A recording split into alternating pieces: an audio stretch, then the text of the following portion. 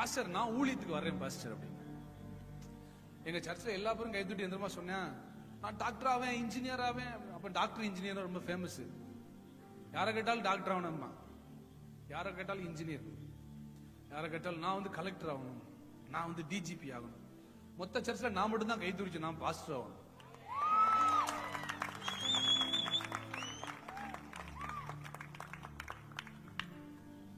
அதுக்கப்புறம் எத்தனையோ சேட்டை பண்ணோம் வாழ்க்கையில், ஆமாவா இல்லையா?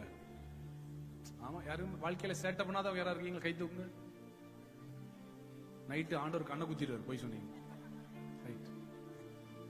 எவ்வளவு சேட்டை பண்ணோம், அவரை விட்டுட்டு போனோம், ஊழியம் வேண்டான்னோம். அப்புறம் 10th ஸ்டாண்டர்ட் படிக்கும்போது எப்படியா சினிமாக்கு மியூசிக் போடலான்னு பிளான் பண்ணியாச்சு.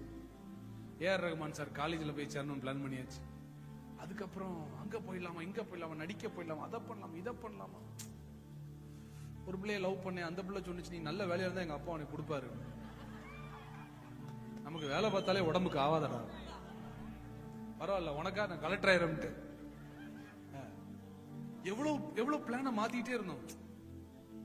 ஆண்டவருக்கு நிறைய ஆப்ஷன் இருந்துச்சுங்க. அந்த நாலூர் என்ன விஷயம், கல்யாணம் விடாது.